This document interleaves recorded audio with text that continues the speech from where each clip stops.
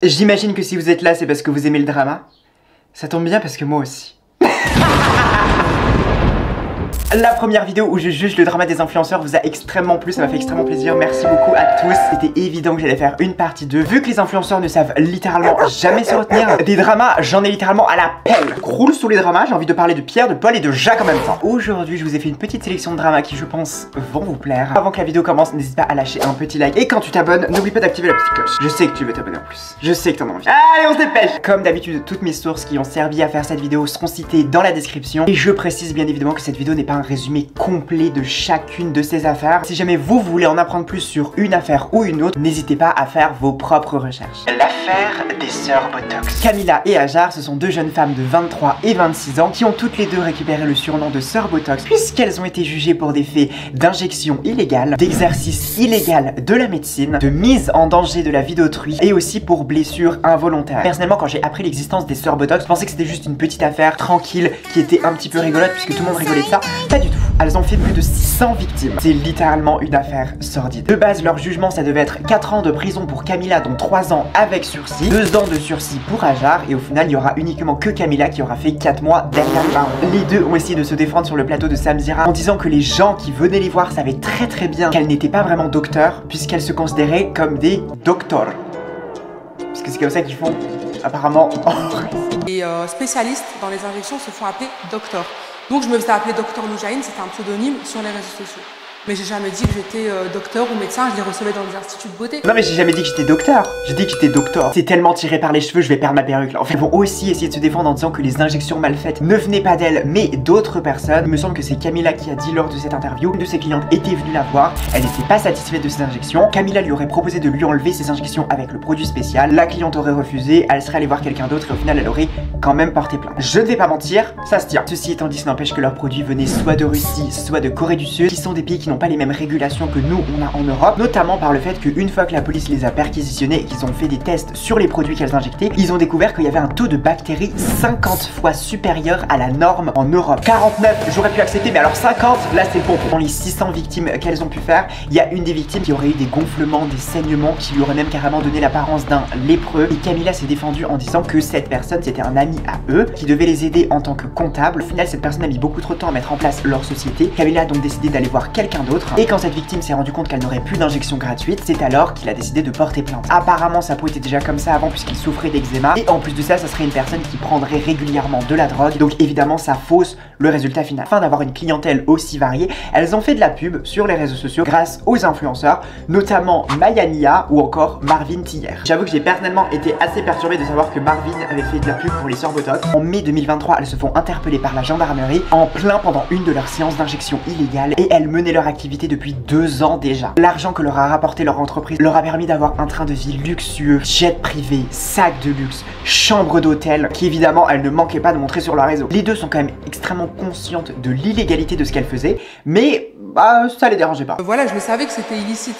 Bien entendu que je le savais, mais je pensais pas que c'était aussi grave aux yeux de la justice. En même temps, j'ai envie de te dire, si ça marche, pas étonnant qu'elles aient pas eu envie d'arrêter. Depuis, elles sont devenues influenceuses, et apparemment Camilla était censée se lancer dans la musique. On attend toujours le single, by the way, bébé. L'horloge tourne, et même si de base je voulais les défendre parce qu'elles sont drôles, faut oublier qu'elles ont quand même mutilé le visage de certaines personnes. Et en plus de ça, je suis tombé sur cette vidéo. Il y a un mec qui a vu, il y a une fille qui porte plainte. Enfin, on ne sait même pas si le mec a vraiment vu au final, parce que c'est la justice qui va en décider. Et t'en as 10 d'un coup qui se rajoutent. Ah bah tout d'un coup on nous a tous vus en fait. Ouais, en fait vous êtes des folles, mais non, c'est pas comme ça, on va pas en fait. Et autant vous dire qu'après avoir entendu ça, démerdez-vous, moi je veux pas défendre ce genre de choses. Pour moi, sur le dramaomètre, ça sera vraiment du 4 sur 5. J'ai été incroyablement étonné quand j'ai fait les recherches de cette affaire. Je m'attendais vraiment pas à ce que ça soit un truc aussi sordide. Ça a un petit peu une vibe de film d'horreur. Et j'espère que ça servira de leçon. N'allez pas vous faire injecter chez n'importe qui. N'allez pas vous faire injecter tout court. Aimez-vous avec votre beauté naturelle, c'est le meilleur moyen pour éviter que les sœurs Botox se cachent sous votre vie. Ruby Nicara et l'eau de son pain. Ruby Nicara, que vous connaissez sûrement, c'est une influenceuse et une chanteuse de 25 ans. Elle a fait énormément parler d'elle sur les réseaux sociaux à de maintes et maintes reprises. Elle est très active sur les plateformes de contenu pour adultes et sur YouTube, elle parle de cinéma. Ça n'a vraiment aucun rapport avec l'eau de son bain, mais je voulais juste le rappeler. En fait, moi, ce que j'aime, les gens qui arrivent à m'étonner en faisant toutes les quêtes secondaires possibles. Sur sa chaîne YouTube Ruby Nicara officielle, elle a sorti 4 vidéos où elle interviewe des réalisateurs de films. Je ne connais aucun de ces réalisateurs et aucune des vidéos n'a malheureusement dépassé les 1000 vues, mais elle a essayé et honnêtement, je trouve ça extrêmement extrêmement noble. Par contre, Ruby, tu feras attention de changer ta bannière sur YouTube. Tu as écrit Ruby Nicara, interview, vlog et Leave the Till. Et en 2022, afin de faire parler d'elle, elle a décidé de vendre l'eau de son bain. J'ai décidé de commercialiser l'eau de mon bain. Pour 1500 € quand même. 1500 € le bocal d'eau de bain. Non, maintenant que j'ai réfléchi, ça vaut peut-être le coup. C'est effectivement un investissement sur l'avenir. En 2019, Belle Delphine va faire exactement la même chose, mais elle en revanche pour uniquement 30 $. Fait énormément parler à l'époque. Mauvaise nouvelle par contre, PayPal n'a pas du tout apprécié son business et à chacune de ses ventes qu'elle faisait, elle obtenait une sanction de 2500 $. Pour un petit pot d'eau de bain de 30 $, quelques années plus tard, elle a pu récupérer son argent et elle a annoncé que ça a été une si bonne pub pour elle qu'au final ça ne l'a même pas dérangée. Et je crois même qu'à l'heure actuelle, Belle Delphine n'est même plus sur internet et je pense qu'à mon avis elle doit être tellement pétée de thunes qu'elle a dû prendre sa retraite et qu'elle va être en train de shaker son bonus sur un yacht au Maldives. Elle a bien raison. Pour revenir à Ruby Nicara, c'est assez évident qu'elle a fait tout ça uniquement pour faire parler d'elle. Tout le monde parlait ça sur TikTok, elle a fait des interviews sur Touche pas à mon poste. Je pense qu'à mon avis il y a personne qui a dû acheter son petit pot d'eau de bain, mais elle a dû grave se faire de la pub et ça lui a sûrement pas mal aidé pour pouvoir se lancer dans le monde de la musique. Et Dieu merci parce que je pense que Ruby Nicara, c'est notre Edith Piaf des temps modernes. Ruby Nicara sur le drap bas-omètre, je lui mettrai uniquement 1 sur 5. Malheureusement, même si l'histoire de vendre l'eau de son bain était assez rigolo, je trouve qu'elle a pas pris assez ça au sérieux en vendant le petit pot pour 1500 €. Je pense que si jamais elle l'avait vendu pour beaucoup moins cher, il y aurait des gens qui l'auraient effectivement acheté et ça lui aurait fait de la pub encore en plus. Et là franchement ça aurait été top du top quoi. Là à l'heure actuelle elle sera en train de faire la première partie de Beyoncé. La prof des réseaux. Yasmina Louve, plus connue sous le nom de la prof des réseaux, c'est une influenceuse humour, lifestyle aux millions d'abonnés. J'ai dû faire énormément de recherches pour savoir quel âge elle avait et vu qu'elle avait mis célibataire dans sa bio sur TikTok, je pensais qu'elle avait 14 ans et en fait non, elle en a 30. Franchement quand tu gardes en tête le fait qu'elle a 30 balais et qu'elle fait des vidéos en ce moment même avec des gens qui en ont à peine 18, en fait elle je sais pas. Au début elle faisait des vidéos explicatives en rapport avec la physique chimie et malheureusement chacun de ses commentaires était en rapport avec son corps et à quoi est-ce qu'elle ressemblait. Au fur et à mesure quand elle a compris que c'était ce que les gens voulaient voir, elle a commencé à divaguer vers un contenu plus n'importe quoi. Il y a vraiment pas de terme.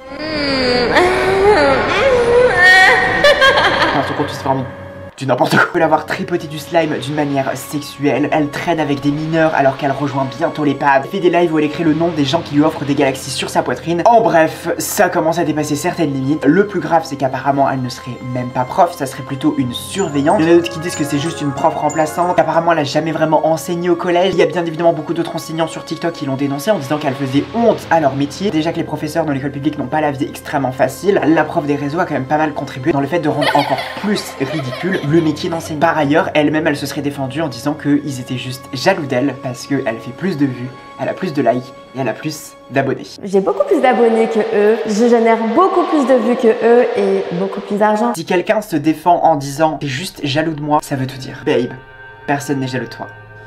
T'es juste une mauvaise personne. Honnêtement, pour moi, la prof des réseaux, ça ne sera que un 0,5 sur le dramamètre. Elle livre rien du tout, cette meuf, c'est incroyable. Du coup, ça te donne même pas envie d'être en mode genre yes bitch. Non, même pas.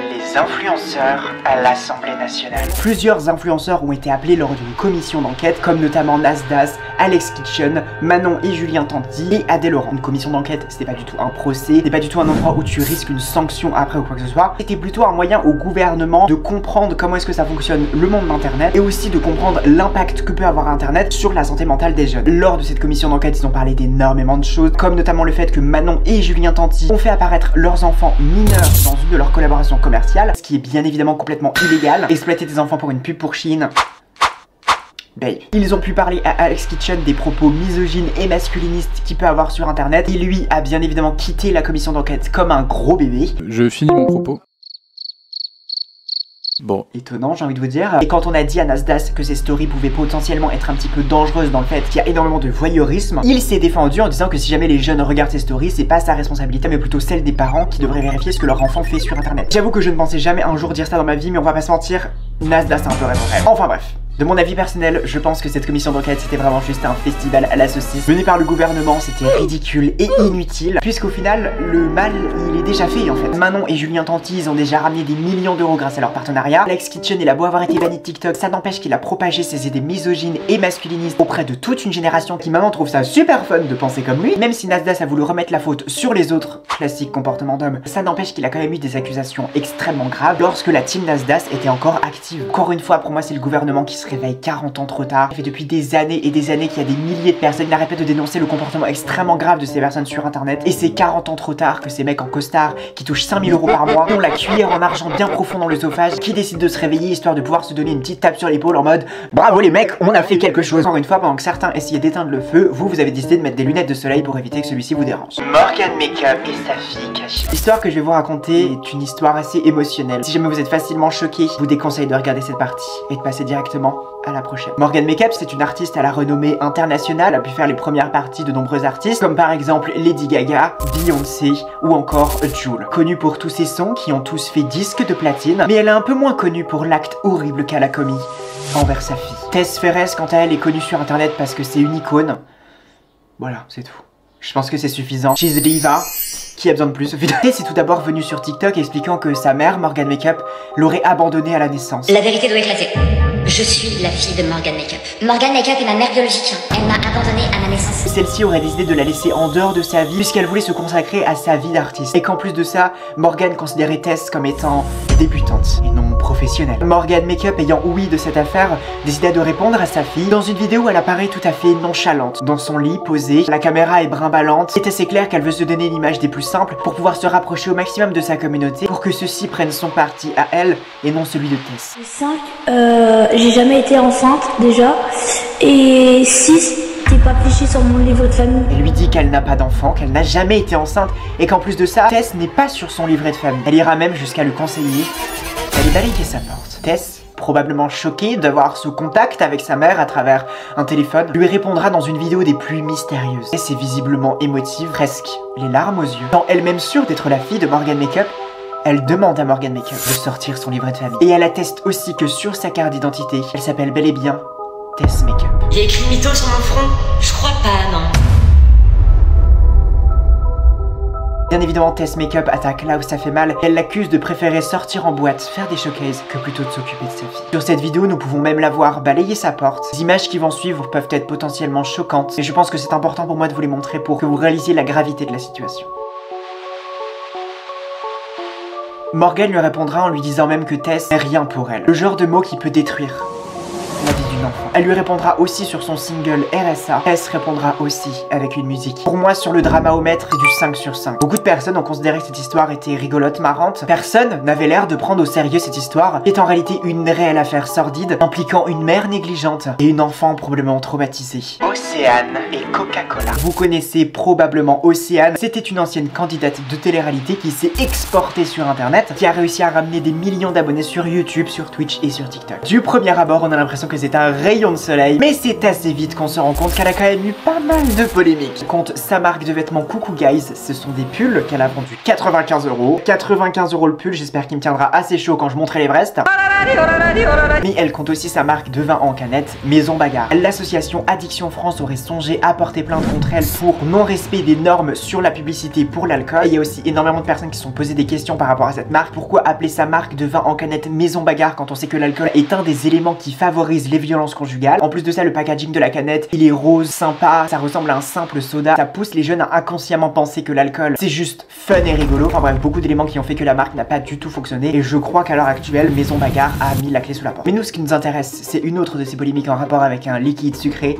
C'est sa collaboration avec Coca-Cola. En juin 2024, elle fait une vidéo YouTube intitulée Qui sera la prochaine star de K-pop? Et dans cette vidéo, elle est en partenariat avec Coca-Cola. Juin 2024, c'est aussi le moment où le génocide du peuple palestinien par le gouvernement israélien est le plus médiatisé. Des millions de personnes en ont parlé sur internet et il s'est mis en place de nombreux boycotts contre des marques qui ont apporté leur soutien à l'armée israélienne. Comme par exemple L'Oréal, McDo, Starbucks ou encore Coca-Cola. Évidemment, des gens vont finir par la call out et de base, elle ne va pas du tout répondre. Jusqu'à ce que quelqu'un sur TikTok fasse un collage avec sa vidéo en lui demandant comment est-ce qu'elle a pu collaborer avec Coca-Cola en pleine conscience alors qu'on est en plein dans le moment où le monde se réveille sur ce qui se passe en Palestine. Ce à quoi elle va répondre avec une vidéo tout à fait mature en disant qu'elle ne connaît pas le nom de toutes les marques à boycotter en public mais à consommer en privé. Elle ira même jusqu'à critiquer les cheveux du mec qui la call out.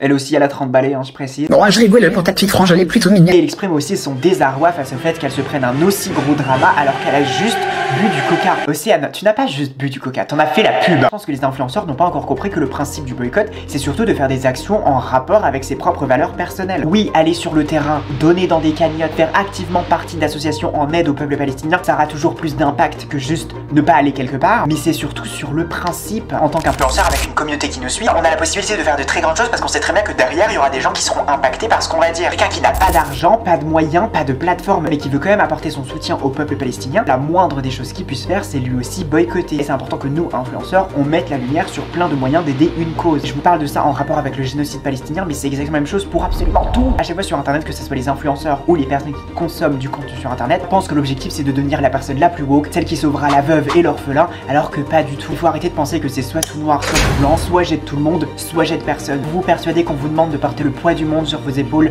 ce n'est pas vrai. On vous demande juste de faire du mieux possible. Donc pour moi, sur ce drama-omètre, je vais mettre un 2 sur 5. Je pense qu'Océane est juste simple d'esprit. Tout ce que je lui souhaite, c'est de s'éduquer. Fleur et compagnie et ses employés. Fleur, de base, c'est une influenceuse qui faisait des vidéos dans sa voiture. Et quand elle a vu que ça fonctionnait plutôt bien, elle a décidé de lancer sa marque de vêtements en 2023. J'ai pas vraiment réussi à trouver beaucoup d'informations par rapport à la marque. Un truc intéressant que je peux vous dire quand même, si jamais vous achetez chez elle, votre habit viendra probablement d'Italie ou de Turquie ou encore d'Asie. La marchandise provient d'Italie, de Turquie et d'Asie. Déjà, la Turquie c'est en Asie. Et ensuite, je sais pas si on se rend compte de la taille de l'Asie quand même. D'où viennent les habits? Ce qu'elle vend chez Fleur et compagnie, c'est un style ultra basique. Ce sont des habits qu'elle ne design pas elle-même. En gros, elle achète des habits chez un fournisseur, elle y fait coller son étiquette dessus, elle les ramène chez elle et après elle les vend. C'est exactement le même principe que le dropshipping, sauf que elle, la différence, c'est qu'elle ramène la marchandise chez elle. Si jamais vous voulez vérifier vous-même, allez sur son site, trouvez n'importe quel habit, comme par exemple cette chemise avec écrit Saint-Barth derrière. Vous tapez chemise rayée Saint-Barth sur Google et vous allez forcément retrouver son fournisseur. Pareil pour ce t-shirt, vous tapez t-shirt rose avec écrit Cherries dessus, vous retrouvez son fournisseur. Et un autre des éléments qui m'a fait comprendre que sa marque c'était du faux dropshipping, c'est le fait qu'il y a uniquement 3 tailles à chaque fois, ou alors c'est de la taille unique. Un bon moyen d'avoir une marque super inclusive en tout cas. Évidemment il n'y a pas de problème à ça, il y a énormément de gens qui le font, il y a énormément de grandes enseignes qui le font aussi. Mais est-ce que la planète Terre a vraiment besoin d'une nouvelle marque d'influenceuse où il y a zéro créativité derrière, zéro DA et une composition des vêtements qui est absolument dégueulasse? Je ne pense pas. Mais nous, on va surtout parler du traitement qu'elle offre à ses employés. Lily May, c'est une femme qui est devenue influenceuse suite à son embauche chez Fleur et compagnie. Elle poste une vidéo sur son compte TikTok où elle dit qu'elle quitte l'entreprise de Fleur et compagnie et que c'est Fleur elle-même qui l'aurait poussée à quitter l'entreprise afin qu'elle devienne elle-même entrepreneuse. Elle m'a ouvert les yeux sur le fait que je n'étais pas faite pour être salariée, bien au contraire. J'ai les épaules et le caractère pour être ma propre patronne. Elle postera ensuite une deuxième vidéo où elle dit qu'elle fait des crises d'angoisse et on sent qu'elle a quand même subi un certain surmenage. Aaron, un youtubeur qui parle de ce genre d'affaires, a décidé d'enquêter sur l'entreprise Fleur et compagnie. Dans les vidéos que Aaron aurait pu poster sur YouTube, on parle de la dépression de Lily, de certains employés qui n'auraient pas été payés, des jours de congés refusés aux employés. Fleur, quant à elle, prendrait des congés au pire moment, comme notamment pendant les soldes où il y a le plus de monde dans les boutiques. Certains postes n'étaient pas clairs avec des employés qui étaient obligés de tout faire dans l'entreprise, des employés obligés de dormir sur le sol lors d'un événement, ou encore des conditions de travail insalubres. Lily May racontera même qu'elle se serait faite virer, mais qu'elle aurait été obligée de venir travailler encore 3 semaines après son licenciement, puisque Fleur aurait eu besoin d'elle. J'ai décroché parce que je suis allée les aider au mois de novembre 2024 pour le lancement des chaussures pendant 3 semaines. T'as été licenciée? Oui, j'étais déjà licenciée. Et c'est parti les aider 3 semaines. Suite à ces accusations, Fleur désactivera absolument tous ses réseaux sociaux afin de ne pas perdre de followers. Et ensuite, elle est allée sur le plateau de Samzira afin de s'exprimer sur toute la situation, expliquant que suite à toute cette affaire, elle aurait eu des pensées suicidaires. Et elle se défend aussi de toutes les accusations de façon extrêmement habile. Elle dit que Lily May aurait eu des comportements instables, que des fois elle venait et qu'elle était extrêmement heureuse, que d'autres fois elle était extrêmement triste, qui rendait la cohésion des employés impossible. Elle affirme aussi que Lily May lui aurait même remercié, lui avoir ouvert les yeux sur le fait qu'elle n'était pas faite pour le salariat mais plutôt pour être elle-même entrepreneuse. Fleur annonce aussi que Lily May se serait plein de postes pas clairs dans l'entreprise. Cependant, Lily May demandait à chaque fois d'être mise sur chacun des postes de l'entreprise puisqu'elle-même elle s'ennuyait. Dans son interview, elle dit quand même que ses employés font partie de l'image de marque, qu'elle ne force personne à se montrer face à la caméra quand elle filme tout le monde. Mais personnellement, moi ça m'a quand même donné pas mal le hic cette histoire. Donner un petit peu ce poste d'influenceur à des gens qui ne le sont pas à la base, je trouve ça extrêmement dangereux. Il y a très peu de gens qui se lancent sur internet et qui sont capables de gérer la pression des critiques, d'être tout le temps scrutés et tout ça. Donc je n'imagine même pas la pression que ça a dû être pour quelqu'un qu'on a dû lancer sans vraiment lui expliquer les risques qu'il y avait derrière. Si vous regardez l'interview de Samzira, vous pouvez remarquer que Fleur a réussi à se défendre sur littéralement tous les points. Est-ce que c'est parce qu'elle manie très bien la langue de Molière ou est-ce que c'est parce que effectivement elle est innocente? À vous de me le dire. Pour moi, sur le dramaomètre, ça va être du 3,5. Ça a été extrêmement drôle de voir les gens retourner leur veste 1 milliard de fois. À un moment, ils étaient du côté de Pierre, l'autre, ils étaient du côté de Paul, à un autre moment, ils étaient du côté de Jacques. Oh my god, je sais pas comment ils ont fait pour ne pas avoir la tête qui tourne après tout ça. Mais je suis désolé, je ne peux pas mettre plus de points que ça parce qu'honnêtement, c'est chiant comme histoire. Oh my god, une influenceuse qui sait pas gérer son entreprise. Womp womp. Et voilà, c'est déjà la fin de cette vidéo où je juge les dramas des influenceurs. J'espère vraiment que cette deuxième partie vous a plu. N'hésitez pas à me mettre en commentaire quel a été votre drama d'influenceur préféré lors de cette vidéo. Si jamais vous en avez d'autres que vous voulez que je parle, n'hésitez pas à me le faire savoir en commentaire. Et n'oubliez pas qu'en ce moment il y a une promo sur l'eau de mon bain, de acheter le 3e offert. Franchement, ça vaut le coup.